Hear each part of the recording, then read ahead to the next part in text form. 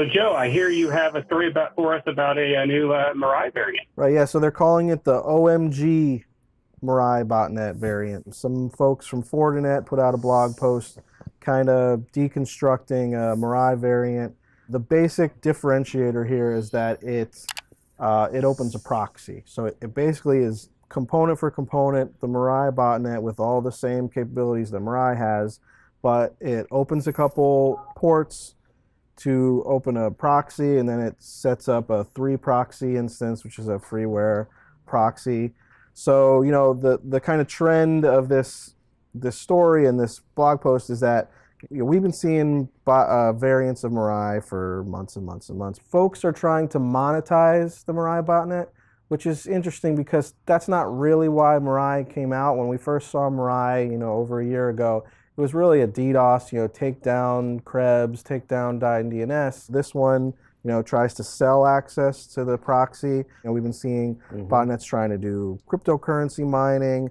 It's just sort of more along that trend of, you know, yeah, the botnet code is out there. You know, how do I change it a little bit so that you know, I can make money, not just, you know, the initial DDoS brute force kind of power of these botnets. So, John, I think you said you've done some research on this one. I was looking at it this morning. I guess one of the first things I was going to say is proxy-based botnets seems to be a little bit of a trend lately.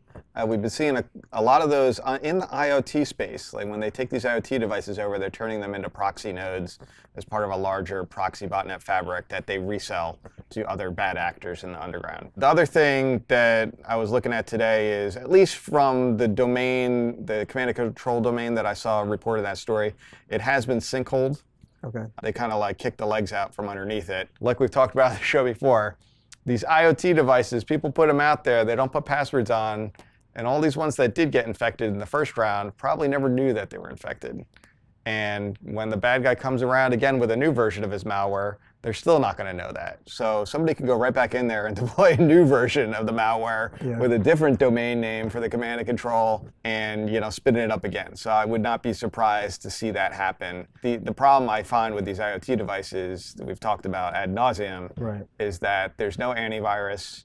They get deployed a lot of times with default passwords. So the owners have no idea that it's been compromised probably multiple times throughout its life. Right. And the owner of the thing has no idea of this. You know. And they don't update them ever. You know, there's no patching.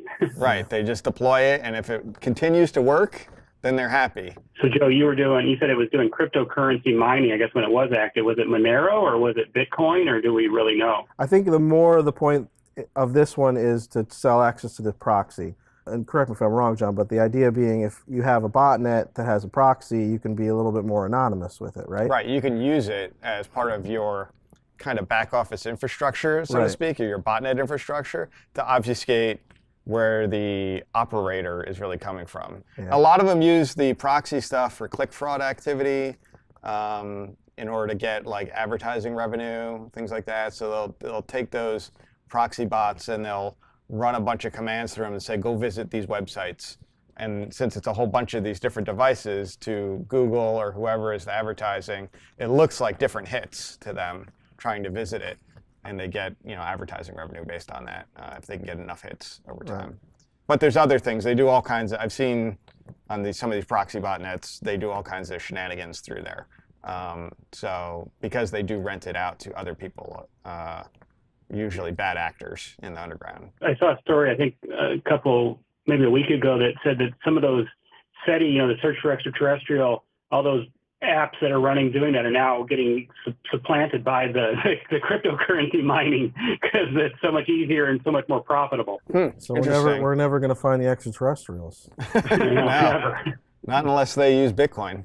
Try to see if your device is exposing any services to the internet.